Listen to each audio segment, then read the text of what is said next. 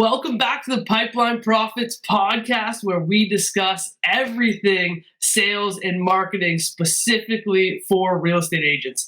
Today, we've got a conversion specialist. I'm super stoked for the guest that we've got today. Ryan, why don't you tell them a little bit about who we've got? Yeah, guys. So our guest today is a born salesman, a serial entrepreneur. This guy has done everything from sell vacuum cleaners, printing companies, consulting, direct sales. When I met him, I was immediately impressed at what he had built in real estate in such a short time. He is the founder of the Gerdes team in Maryland. None other than Phil Gerdes is our guest today. Thank you so much for joining us, Phil. It's a pleasure having you. You know, Phil runs one of the top teams in Maryland, guys. For me, when I met him, I was Phil, when I met you and you told me how long you had been in real estate, the size of your team, I was immediately impressed. Obviously, you know, you started building a team pretty quickly after getting into real estate, correctly? Yeah, well, in Maryland, you have to be an agent for 3 years. So Literally, we hit 3 years, we started our team the next day. Would you have started the team before the 3-year mark if Maryland would have allowed you? Yeah. I got to tell you, that was always our plan. My wife and I, it was always, we're going to come in, we're going to start a team. Our first meeting, so we got involved with a brokerage, and then we had a meeting that Thursday with our broker. And we were like, all right, let's start the team. And the broker was like, no, that's not how it works. And told us the law in Maryland. And I was like, man, so we had to revamp everything. Absolutely. We would have came out of the gate as a team. Yeah. When you were kind of wrapping things up with the previous career before making the switch over to real estate, like I want to know a little bit about that, because you've been a serial entrepreneur. So it sounds like you've run businesses, you've had teams before. So like, tell me a little bit about how that transition went, because it's probably like a bit of a heartburn coming from like having employees and having staff to being told like, hey, you're not allowed to do that. Yeah. I mean, it was different, but there was one piece that worked. So I had around just over 13,000 people on my team in direct sales. At that time, I switched companies. I was with the company for 9 years. I switched companies. I was with that company for a year. And then someone offered to buy my business. So I was 35. I sold my business and I just really checked out. I was home for about a year and a half when my wife was like, hey, you're always home.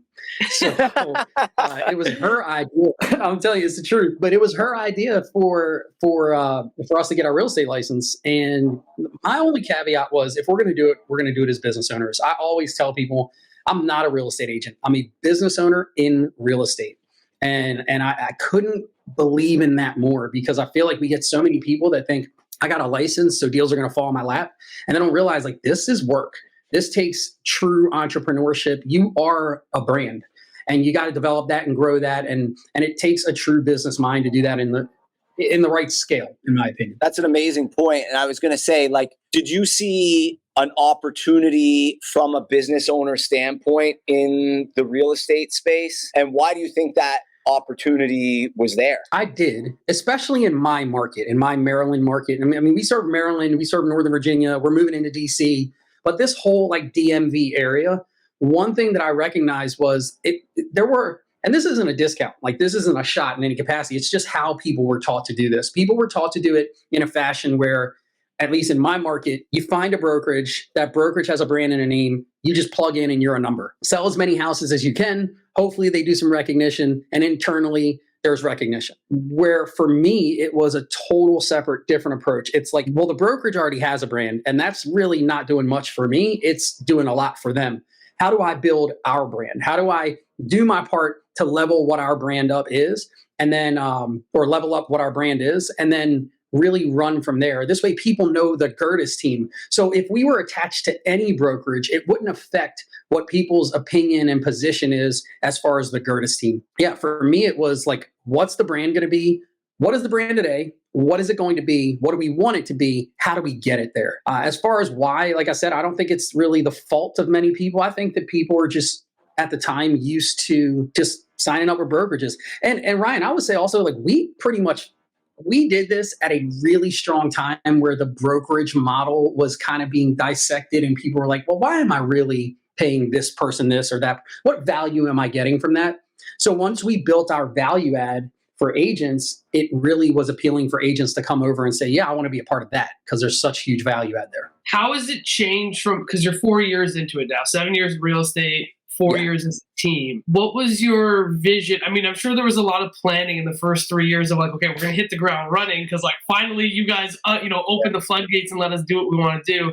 But like, how is that vision for what the brand was even 4 years ago to today changed, or is it still the same? I mean, it's ebbed, it's flowed, it's changed, certainly, because that's what happens over time, right? But I would say that the biggest part for me is just, I don't know, just having to understand people, right? And understand where, like, yes, I built teams in the past, but this is different. Like this is an opportunity where everyone that is good is looking now at the team and saying, how do I build a brand within the team, right? So I took that approach and like from the jump just said, look, I don't want you to just fall into the Gerdes team. I want you to be so-and-so within the Gerdes team. I want to help propel your brand for you so that you're not fighting against me. We're working together. The better you do, the better the team does. As far as my personal perspective on like how things have changed, I think my mission has changed a bit, right? It's always been, how do I serve people? How do I help people? But now it's, how do I serve people? How do I help people? Where are we going from here as far as team? And then personally, in my personal life, my wife and I had a plan, and I'm 42. The plan was at 50, we're done. Like we're retiring, we're finished, we're going to travel, write, and consult. And that's it. And we recently flipped that to 4 years from now. So at 46, on my 46th birthday, I'm done. Like so now everything's, well, how do we prepare ourselves within real estate and outside of real estate to be in that position? And when people say, well, 4 years, that's not a ton of time, says who? I believe that it's totally possible. So it's just about doing what it takes to make it happen. How did the goal setting look for you in that capacity? Because you had to condense, you were condensing everything by 4 years, right? So when you had that plan, I'm sure you had to look at things and go, I thought this was important to me, but I need to drop this off now. So what did that kind of like prioritization look like by condensing that like 50% of the time? It really, we had to sit back and say, it was funny. I was at an event and I started having this conversation with myself, and I remember answering myself and thinking I'm strange, but it's recent. I was at this event. I'm having this conversation with myself, and I just said, what in this plan can be pulled out that's just not serving the end goal? And I just started picking out pieces that didn't truly serve the end goal. And then how do I make sure, because I'm on earth for service. Like, I mean, I know people say it and everything. It's me. Like, I am here to be a servant. And I've been that way since I was 22 years old. So now it was, okay, well, I know how this serves the end goal, but does it still serve who I am as a person? Because I have to battle with that as well. I have to say, yeah, I could do X, Y, and Z, and I'd get there a lot faster, but who would I hurt in the process? What would I hurt in the process? So after figuring out, well, what to get rid of, now what do we make sure stays in to make sure that the essence and the core of who I am is still there, and that's that servant's heart. So it was a huge change, but I will tell you, like, I'm far more excited because now it's like, dude, hyperdrive, let's go. Let's just do it. Everything we want, let's go. And there's no time to waste. But I would also say, I'm at my daughter's field hockey game. I'm at my son's lacrosse game or football game or my daughter's volleyball game. And I am there. I'm hyper present because in the time I'm not there, or the time I'm not with my family or friends, I'm so laser focused on the mission that I don't feel guilty at all for not focusing on the mission for that window of time and focusing on the people that I care about the most. So in order for you to reach that end goal, does it involve growth within the Gerdes team directly? Does it involve new companies? Does it involve, totally different fields? Like, what does that look like for you? And when does the work start in those different areas, or has it already? It has already. It's a culmination of a lot of what you just said. So it's additional businesses. It's what can we invest in right now on a silent level. I'm not very much interested in being a partner in something where I need to run it. If I'm consulting in it for some capacity, that's fine, but I don't want to run anything. I don't have the time or the wherewithal for that. So where can I invest money into something that's going to generate future income, whether it's short-term or long-term?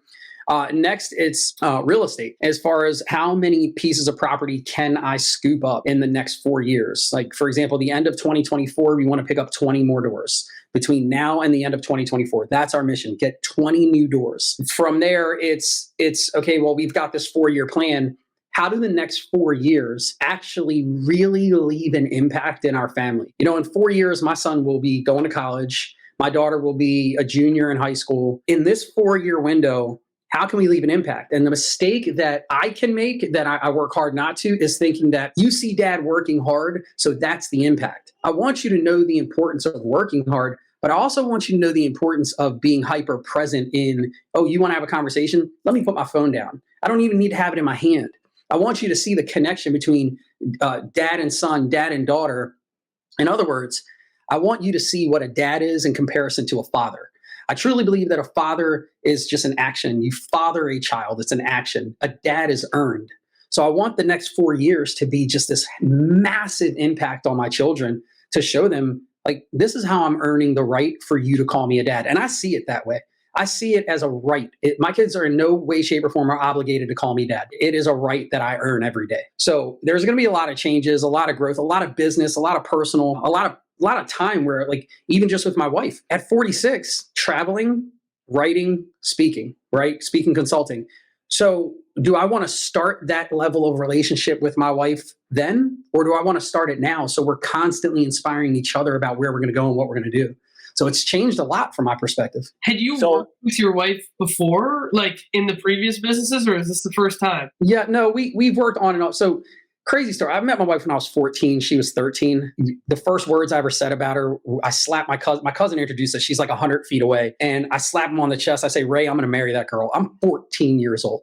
This is literally the first sentence I ever said about her. All right, now I say that to say, like, we were friends. She wanted nothing to do with me. Typical boy-girl story, like nothing to do with me. So it was a battle. It was a fight.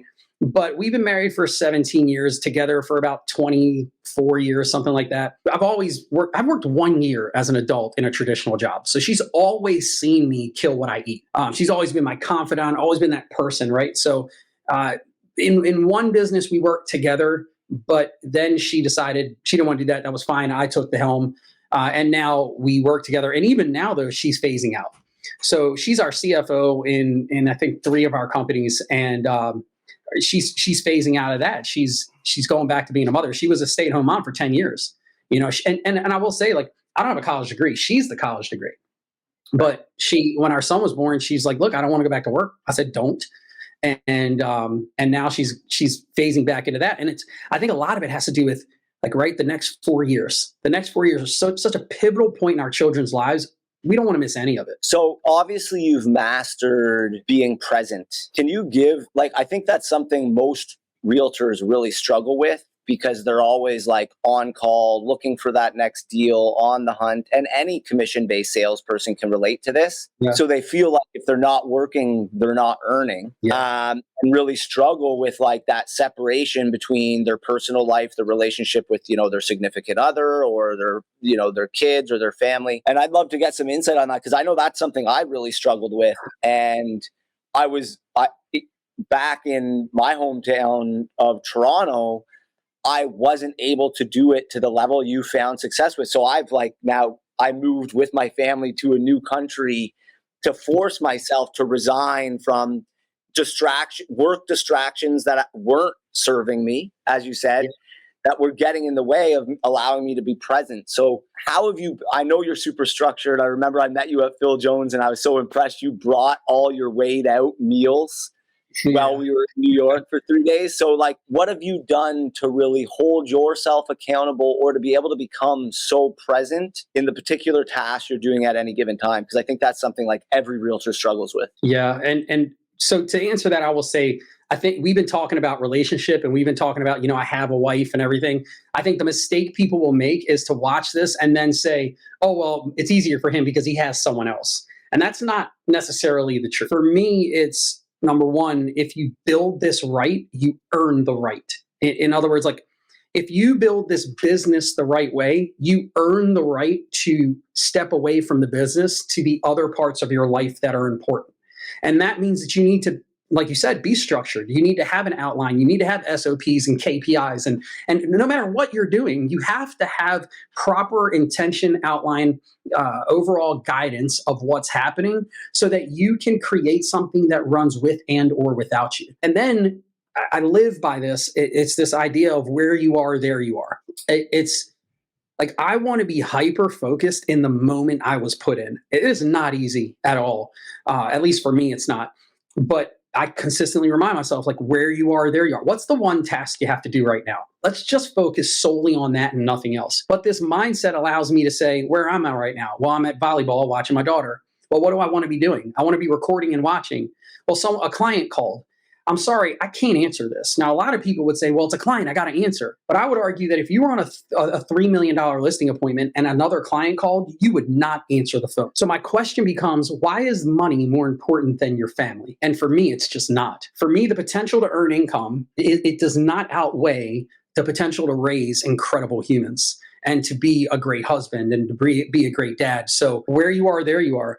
And another thing I do is I have affirmations and I aim to read them. Tom Ferry actually helped me with this, but I aim to read them every day. I miss some days, not gonna lie, but I aim to read them every day. And those affirmations are mine. They're selfish. And I really want to stress that they are entirely selfish, because it's not this person does this. It's I am this for this reason.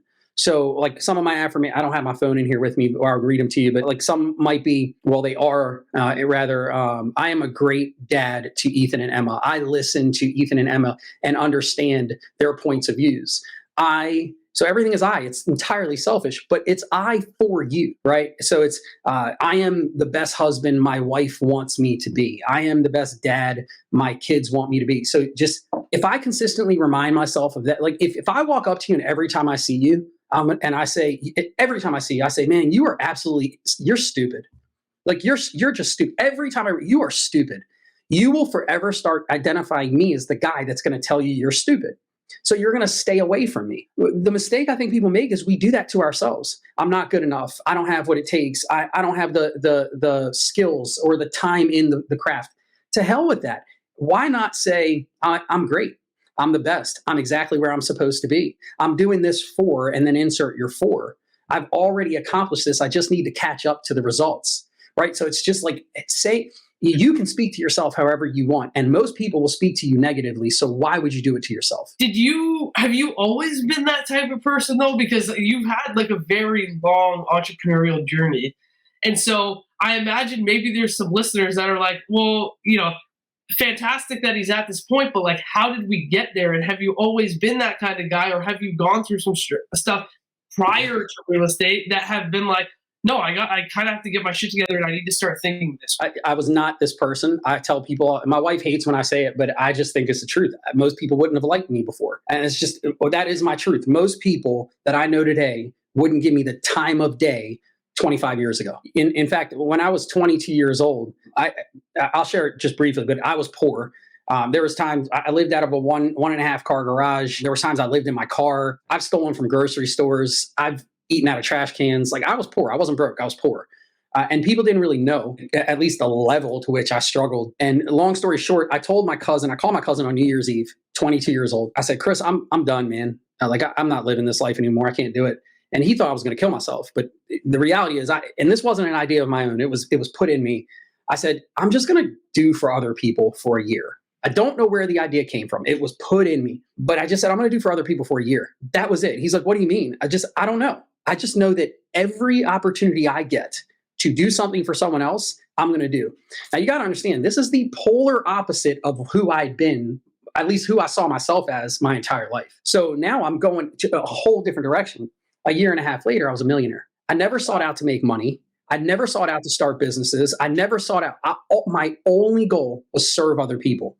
So no, I wasn't always like this, but I ask people all the time, like, how long does it take someone to quit smoking? Well, it depends on the person. Some people go back down from 1 pack a day to half a pack a day. But no, that's how long it takes them to slow down. That's how long it takes them to taper back. It takes you one moment and one decision to quit. And I would argue that it takes one decision to be your absolute best. Now, you're not going to be your best for making that decision, but you're going to start the journey. Like you go to the gym. First time back in the gym after a couple years, it sucks. 3 months in, you wake up in the morning, you wish you were in the gym when you woke up. Like it's this high, it's this pump, it's this excitement that you want. If you miss the gym, you're mad at yourself about it. The same place you dreaded going to 3 months ago. Making the decision didn't make it easy. Making the decision started the process. From there, you just continue to decide. You continue to honor that decision every single day. And then you end up as this incredible person that you already have inside of you. What were some of the things that happened along the way? Because I've heard that before. Like, hey, if you just set some time aside and just focus on other people, you will want for nothing because they will take care of you and it all comes back. So starting in that moment and realizing 12 months later, like I never set out to make all this money or do anything. Like what were some of the things that happened throughout the course of those 12 months or 18 months, whatever it was, that started to slowly see that transition? Well, by doing for other people, the first thing I think I noticed was that I was open to seeing things differently. When I started serving other people, I stopped seeing all the negative in my life and I started focusing on the positive. And it wasn't like, I'm going to focus on positive now. It just was, I don't know, I was serving other people and I couldn't see negative anymore. So because of that, it's weird. There was this TV show I used to watch. And it was this guy out of South Carolina. I don't remember his name. He did wholesaling for real estate. And I'm watching this TV show. I've always watched it, never connected with it. Maybe a week into my mission to serve, I start connecting with this show more. A couple months in, I'm like, wait a minute. This guy's not smarter than me. Like, I'm watching what you're doing, dude. I can do that. I start doing it and my life starts changing, right? Opportunities start. I have a job. I'm serving tables. Somebody comes in at the place I was working. The deal was if someone leaves, this was a terrible rule, by the way. If someone leaves without paying, you have to pay. Now, I want to stress this. I had never eaten there. They gave you a 50% discount, and I couldn't afford to eat there. Okay. Now, here's the kicker, though. Someone came in. By the way, I went to high school with this person. You know who you are. I'll say to you, you changed my life. Yeah.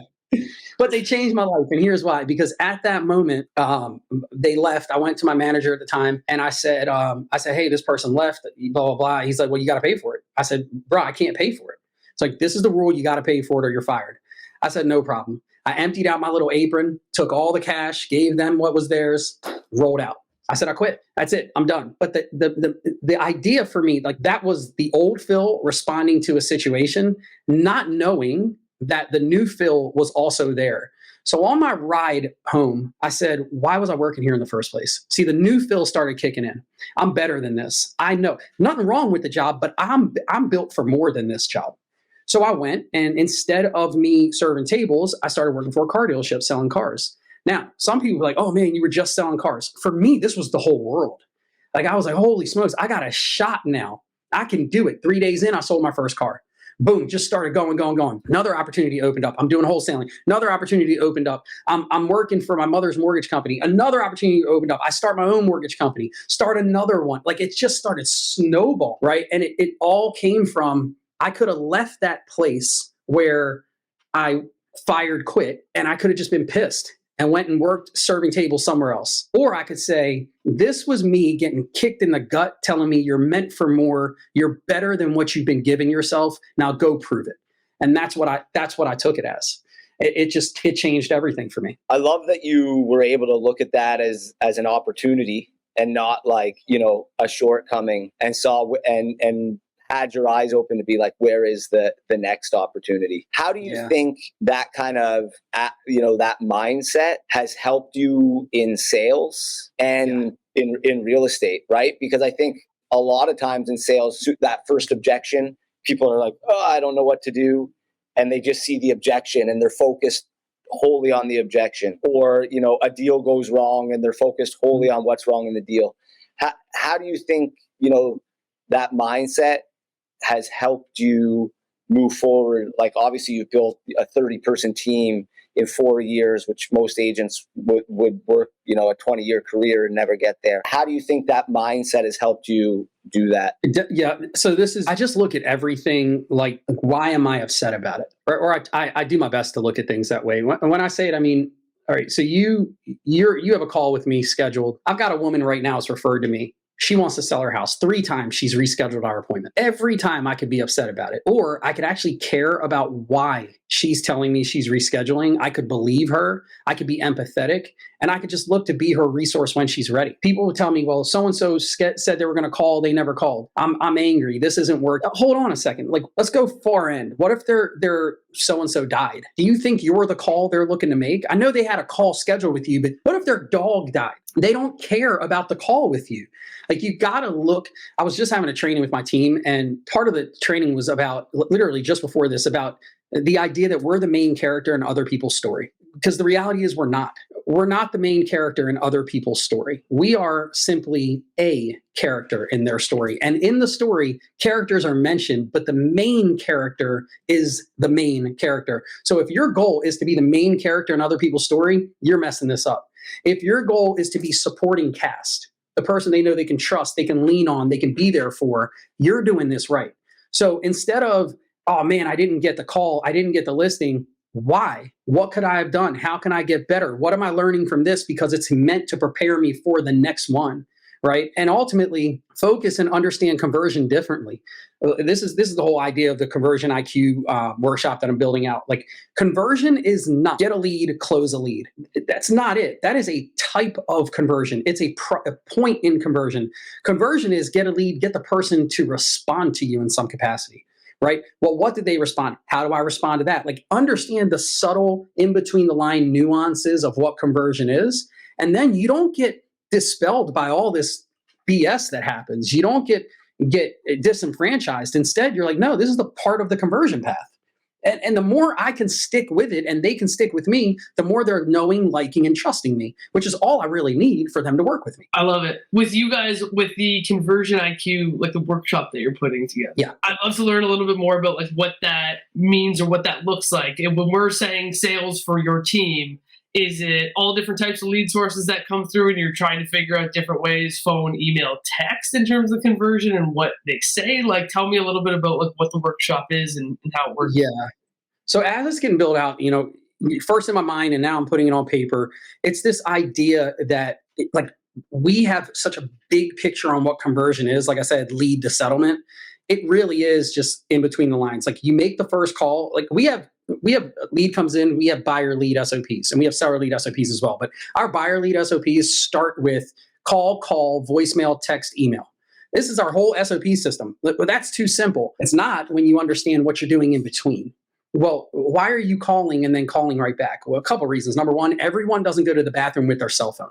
So maybe they just missed your call. They were in the bathroom. Number two, some people don't answer their call if they don't know the number. However, if the same number hangs up and calls back immediately, they are more inclined to answer. So I do not leave a voicemail the first time. I'm calling, no answer, hang up, call immediately back. No answer, leave a voicemail. After that, I text them. If you're good, you're going to do a text with a video in it referring to the voicemail you just left. And then you're going to send an email immediately. You're not waiting. This is bang, bang, bang, bang, bang. You're hitting them every way. And then you're going to send an email saying something referencing the text you just sent them. So now you've hit them in a bunch of different categories. Now let's assume they answer the phone. Well, a lead came in on 123 Acme Street. So all I'm going to do, traditional salespeople, is I'm going to talk to you about 123 Acme Street. I argue that's not at all what I need to talk to you about. 123 Acme Street is a house that you've just seen pictures of in most cases. So chances are you are excited about it, but not in love with it. So what I need to know is, why are you excited about it? What makes you fall in love with it? And in this case, that it is wherever you're going to live next. What excites you about the dream home? What makes you fall in love with the dream home? Now, when we look up 123 Acme Street and it's under contract, guess what? It's not the end of the world, because now I've figured you out. So yeah, 123 Acme Street's under contract, but I got to tell you, I'm sort of excited about it because, you told me all these things that you love. I noticed that 123 Acme Street has a few of those pieces, but have you seen 271 Smith Street? Because that seems to check everybody. No, I've never seen. Oh my goodness. You guys see, what are you doing in an hour? We were going to see Acme Street anyway. I'm going to meet you at 271 Smith Street. And boom, I'm going. Because I listen to them, they trust me enough to just go to Smith Street, right? It's just a whole different vibe because I'm actually curious about how can I serve you? I'm not curious about how can I sell you. I just want to serve you. If I focus on how to sell you, I'll get your sale most of the time. If I focus on how to serve you, you will forever work with me and you will forever tell other people to work with me. One of my agents said today, closed the deal, incredible clients. And before they left, they said, hey, is it okay if we tell our friends about you? Absolutely, it's okay, right? That's the response we want.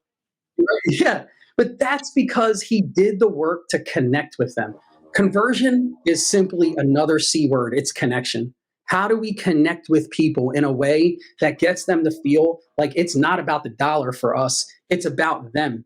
And I will say I have an unfair advantage. I am, even with everything that's happened in my life, I am not money motivated at all. It doesn't make me a great person or a not great person. Just bottom line is I just don't have an attraction to money. In fact, my wife handles all the money in our business and our house. I don't know how much money I have. I have a business credit card and a personal credit card. I don't have a bank card. If my wife changed all our banks today, I would never know. Okay, so, but it works for me because I'm just not attracted to money. I'm attracted to certain things that I'm attracted to, but money's not one of them. So that allows me to really connect with a person and not have this hidden agenda like, oh, I'm going to GCI this. Come on, they're not working with me because of what I'm going to GCI. They're working with me because they feel like I believe in them and I trust, and they can trust me. Yeah, I think you've got such a big piece figured out because, most people, we coach agents as well. And most agents that we work with, they struggle to even pick up the phone. And the biggest reason they struggle to pick up the phone is because they think they're picking up the phone to make money. So now the phone call is about them and it's not about the other person. And they're so attached to the outcome of the call because they feel like if I don't have a good call, it means I'm not making money. But it should never be about you making money, right? So I love that you've got that foresight and that you're teaching people this because we're strong believers of the same thing. Now with Conversion IQ, are you looking to build this out as like an in-person seminar? Is it going to be webinar? Is it going to be pre-recorded course? What's the end goal here with Conversion IQ? So I'd say end goal is a book, which we'll get to that, but we'll start out it's early stages. So initially I'm thinking, how do I have some mini webinar trainings totally free, build up attention, and then move into a one-day course, one-day workshop, and then turn it into a bright after doing it a bunch of times, learning it and developing it. But and there's some real kicktail people that I think that they could offer value here and value there and get them involved as well. But I'm just a firm believer that if we change the perspective of real estate agents and really salespeople altogether, away from, like you said, away from the money side of things and away from what I need, and turn this into a service-based industry. It is called customer service, and it's called that for a reason. So if we just get back to the root cause of what got us here in the first place, I think that we open the door for being the only folks people want to work with. That's our mission. Our mission is to be in every single thought when it comes to real estate. And we won't get every deal. If I could just even if you say, I'm not working with the Gerdes team, I don't care. I was in your thought. That's it. That's all I need, right? So I'm not outcome driven. I just be in every thought. Just, okay, I'm going to work with them. Okay, I want to interview them. What would it be like to work with them? There's no way I'm going to work with them. He's ugly. Can't work with him. Like whatever you want to think, just get us in your thought. And the key there is what I'd love the thought to be is, whether it's before, during, or after, I want it to be a wow concept. You ever tour a house and you're surprised when you go around the corner? It's like, wow, I wasn't expecting this. I want our service to be that. I want our service to consistently wow the clients. If we can do that, we're doing it right. So if I'm an agent on the Gerdes team, right? And I go, okay, amazing, Phil, that you're not like super money motivated, but like I'm brand new and I got to eat. I got to put food on the table. I totally get it. I want to get to where you are one day. How do I, as an agent on the Gerdes team, put myself in a position where I'm like, okay, I remove myself from the outcome? Like, what does that process look like for your team, for you to keep them accountable to that goal of having the conversation and the appropriate touch points to make sure that we're providing the right service? Yeah. So obviously we have an onboarding program. We have something called Gerdes University with videos that train on our SOPs and everything else. But for us, it comes down to hustle pillars and top of mind pillars. Hustle pillars for us are defined, most people have them, they're just defined as the action you do now that yields you a response now. So maybe you are calling expired listings, maybe you're door knocking, open houses, things like these are hustle pillars, right? Do the work, get the result. And then you have top of mind pillars, build the brand. What will I do over the course of time to build a brand so that I get the I trust you calls? People call them come list me calls or come buy me calls. They're I trust you calls. That's the only reason they're calling you is because you've connected with them in a capacity to which they trust you. So the first thing we're doing, new agent, is what's the hustle pillar you will commit to working no matter what? Now let's teach you how to work that the right way.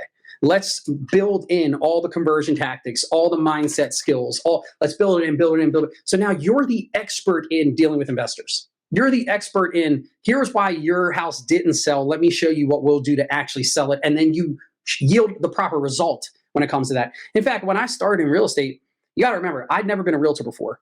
So my entire mindset was, number one, how can I get someone to work with me knowing I have nothing to show them when it comes to real estate?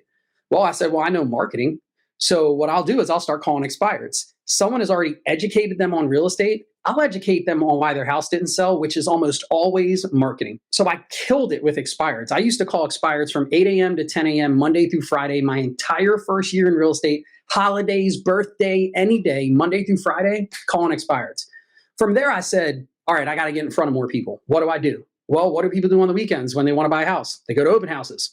2 to 4 open houses per weekend, every weekend for a year. That's what I'm going to do. I can count on one hand, true story, I can count on one hand how many open house events I've held where I did not walk out with either a buyer or a seller at that event. And I'm talking to you about, hey, look, yep, this isn't the house for you. I'm going to call you when I'm through and we'll meet at 4 p.m. I've got 4 or 5 houses for you to see. So I left my if I do an open house event, it was all day. I'm either going to show houses after or I'm going to a listing appointment after. That's it. Or I'm writing a contract for that house after. And then from there, I said, well, I need top of mind, right? So top of mind, I'm going to farm.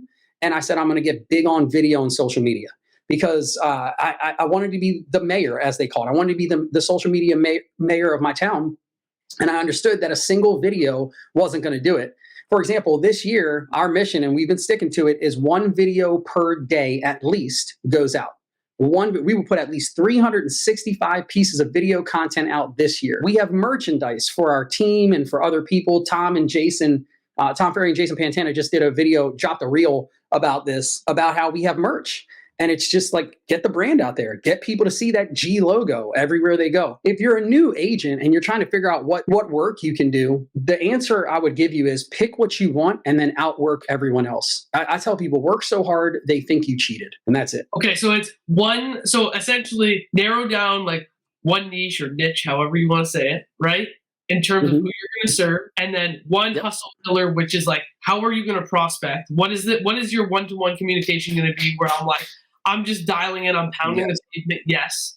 And then my top of mind pillar is, what am I going to invest my time in that I have an understanding may not pay me dividends today, but is actually even more important than the hustle pillar in the long term. But I'm not getting paid off this pillar today. This is my later. You might not get paid for it. Right. Yeah. Right. Okay. Yeah. So this is my RRSP or my Roth. What do they call them in the States? 401k. Thank you. Right. My 401k is my top of mind thing, and my job, my paycheck, my day-to-day income is going to be my hustle. Is my hustle pillar. Absolutely. Like that. Absolutely. That's it. You know, I know for team leaders that are listening, a lot of them struggle to build a team mainly on getting people to buy into their culture. So what have you done that you feel has really gotten agents to love your culture? Because let's be honest, a lot of agents, you just said something to me that I loved, and it's like, I'm going to outwork everyone else, right? I love to quote Kobe Bryant. And, I say this whenever I'm doing talks or speaking engagements, like the only difference between me and you is I took more shots, right? I've just banged the phones more. I've just practiced converting online leads. That's my specialty, is converting online leads. I've just done it more of it than you. That's the only difference. Yeah. So how do you build a culture with that mentality? Or how do you find the right agents to fit that? Is it part of your interview process? Is it how you're recruiting? Is it a book you make them read when they come in the door? What is it that really helps build that Gerdes team culture? So we have everything you just said. Like, here's the books you should listen to. Here's the videos, all of it. J.W. Marriott was in an interview. And The interviewer spent time at one of his hotels, and then they went to him and said, how do you train people to be so great? And he said, well, we don't. We hire great people and train them on a job. I'm not looking for real estate agents. I'm looking for great humans. I just want to, like, if I don't want to leave my children with you, why would I want to work with you? I want great people. I want people that care about themselves, care about other folks. I want people that want to present their best selves to the world all the time. I want people that are empathetic, people that are open, people that are not scared to take a shot. And that shot might be, I got some advice for the team. Like, I want to talk to the team leader about it. My son, I'll briefly tell this story. My son plays lacrosse, basketball, football, and he plays lacrosse for a club team. Last year, he tried out for a new team, made the team. Brand new. This team had just established last year. Team goes undefeated, wins the championship. There were like 30, 40 kids that tried out for that team. This year, 98 kids tried out for the team. And guess what? My son, who made the team last year, went to tryouts, because in club lacrosse, you got to try out every year no matter what. He went to tryouts thinking, I was already on this team, no big deal. He didn't make the team. So he's devastated. And I'm like, dude, you went out there thinking you're the real deal Holyfield, and they went out there, the coaches, saying, we want the best of the best. So you got to prove it right now. So luckily, the coaches sent an email out saying we're doing supplemental tryouts for certain positions. He's invited to try out. Now, he goes on a 10-day vacation to the beach with his friends. He's 15, which means for 10 days straight, he didn't sleep. Okay. He was out. He was having fun doing his thing. Gets home at 1 o'clock. Tryouts are like at 3 o'clock. I load him up with carbs and we're driving to tryouts. I say, Ethan, I got a question for you. Do you want to make this team? He says, yes. I said, with all of your heart, do you really want to make this team? He says, yes. I said, so do you want to do it your way or my way? He's like, what do you mean? I said, well, you always do it your way, right? You give everything you want to give, and that's that. Are you willing to do it my way just once? He says, yes. I said, okay. Then the sole goal you have is to make sure you die on that field. And he's like, what do you mean? I said, Ethan, I love you. I love you so much. You will never, until you have kids, understand how much I love you.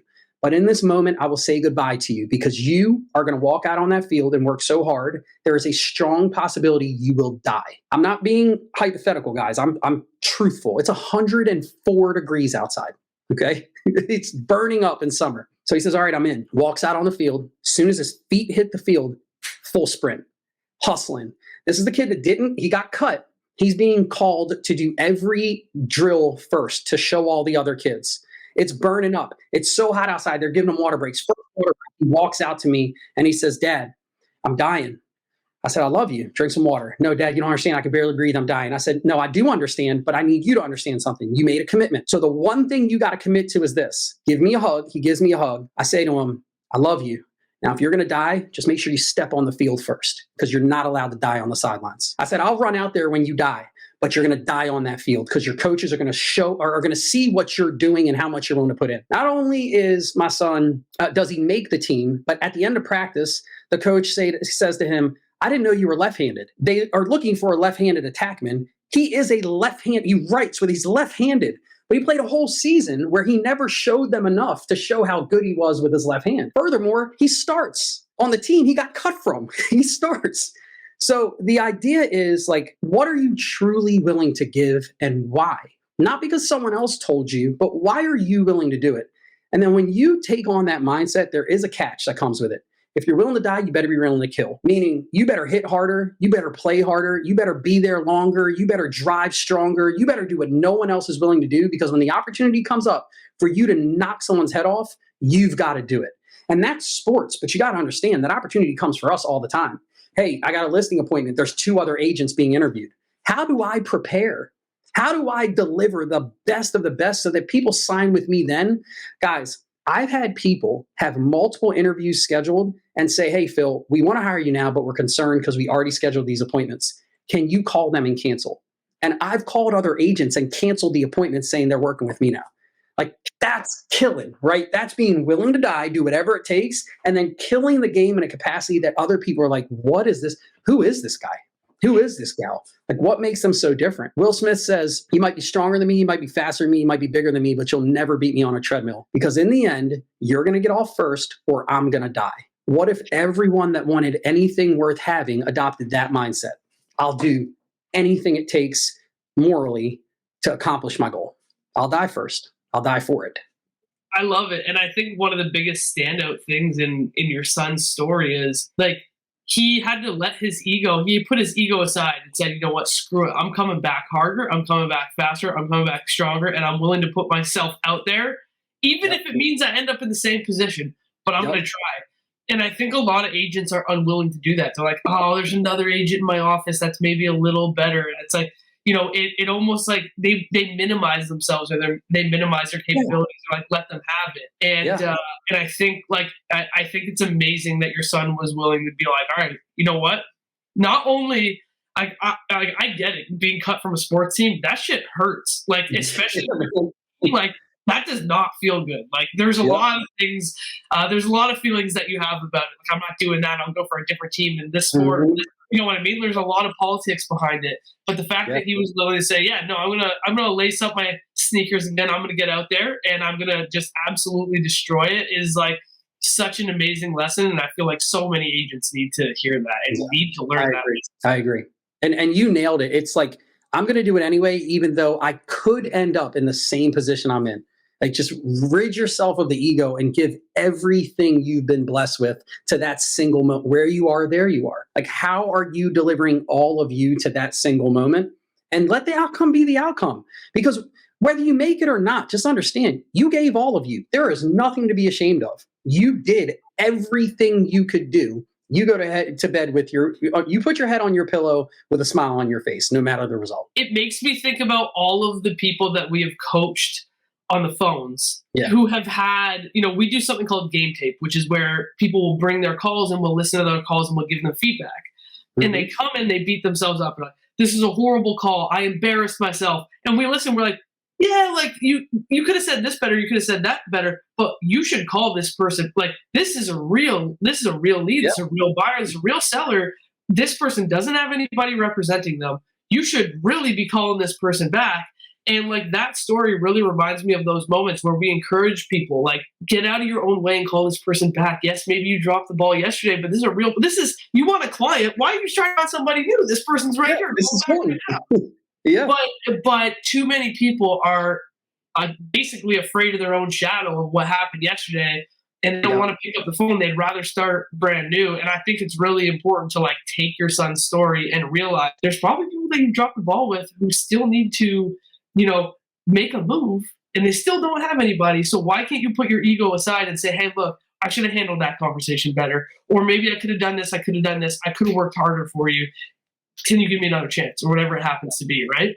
Exactly. We don't do that often enough in real estate. We don't. Yeah. So Phil, we love you've given everyone that's listening some amazing actionable tactics to build a stronger business, both for, I think, team leaders and for individual agents on day one. There's one book, course, podcast, something that, you know, you tell everyone they've got to digest to become a little bit more, because I think everyone in the world these days could be I was already impressed with you when I met you in New York and we spent some time together in New York, but after doing this podcast, like, I'm a big fan of Phil Gerdes at this point. What's one thing that all our listeners could digest to become a little bit more Gerdes, a little bit more team Gerdes? They're not in Annapolis, Maryland, but something that you have all your people do that helps build your culture that you think makes great team Gerdes agents or salespeople. Focus on service. I mean, that's going to be the big one, right? Just focus on service first. How can you redefine your intention and build it around service? There's a book, called The Go-Giver. You guys know it. Great book. I'd listen to the audio of it. I have the book and listen to the audio. I just prefer listening to audio, but The Go-Giver is incredible. The Alchemist, The Richest Man in Babylon. These are different style books that help you become a better person, so you can then apply that to being the best in your craft. But like we've all touched on it, right? It's like, how do you separate your ego? And I say how. I'm not saying separate your ego from you.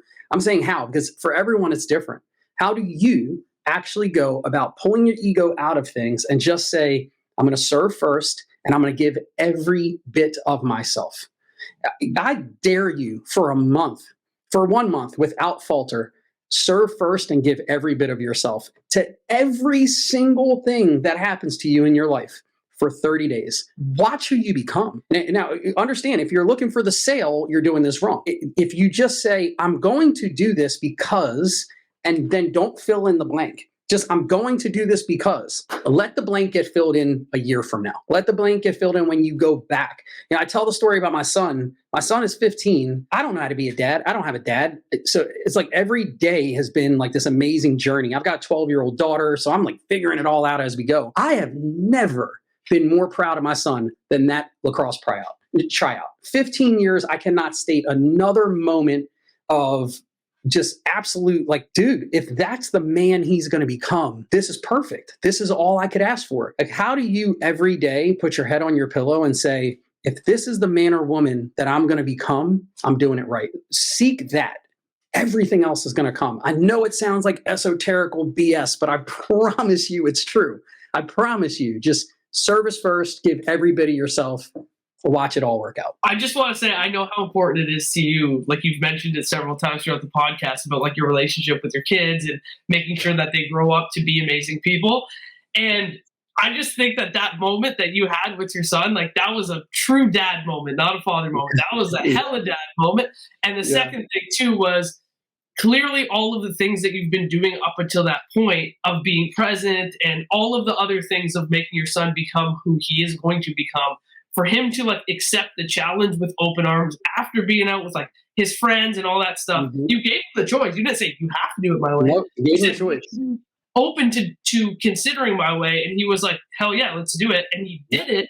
So it's like, I think that's a testament to you being a great dad, because the fact that he was open-minded to that just speaks to it. Thanks a lot. I appreciate that. You're welcome. You're welcome. Well, Phil, this has been amazing. Thank you so much for your time. I think like there's so many takeaways today. One being I got to go back and read The Go-Giver, because I did read it and I remember it being a great book, but I'll be honest with you, it was given to me by an EXP agent that was trying to recruit me. So I think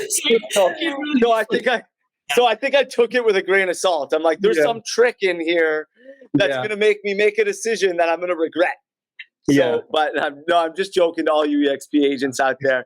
But I do. It's on my bookshelf. I've read it. I've got to give it another read because I think I did read it with a grain of salt. So, but that was awesome, Phil. Thank you so much for your time. Thank you for being of service to us and all our listeners today. And I'll see you in San Diego in like 2 weeks. Yeah, I'm pumped. That's awesome. All right. So before we wrap up, where can our viewers find you? What's the best way if they want to get in contact with you to learn more about Conversions IQ? How do they get in contact with Phil? Yeah, just go to any social media platform and go to at Phil Gerdes. I keep it real simple. It's my name. So at Phil Gerdes on every platform except for YouTube. YouTube is the Gerdes team. So go to the Gerdes team on YouTube. Love it, man. And guys, for those of you who are listening and not watching, Gerdes is not spelled like Curtis. It's spelled Gerdes. So you can actually find them for those of you that are listening. Thank you. All right, Phil, thank you so much again. We'll see you soon and talk soon.